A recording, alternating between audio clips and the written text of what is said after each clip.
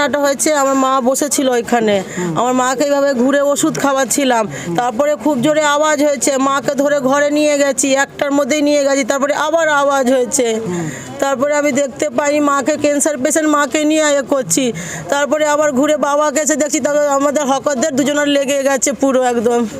যাদের লেগেছে কি আপনাদের এখানে কাজ করতো? হ্যাঁ হ্যাঁ, মাল ফাল দিত বই খাতে। না, আমার চোট লাগেনি, আমি মাকে নিয়ে ফট করে একটার মধ্যেই পালিয়ে গেছি। হ্যাঁ, 3টে হয়েছে, একটার মধ্যেই মা ক্যান্সার পেশেন্ট ওই যে বসে আছে। 3টে। সেটা আমি বলতে পারবো না।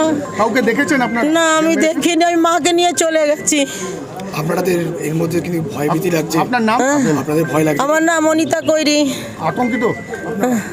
হ্যাঁ, আমরা তো ভয় পাচ্ছি। বিধান রায় সরণিতে একটা বোম পড়েছে, একটা বাচ্চার হাত উড়ে গেছে এবং জলজ্যান্ত বাচ্চাটার হাত এখনো পড়ে রয়েছে রাস্তায়। আমিও শুনেছি, এখন পুলিশ তদন্ত করছে।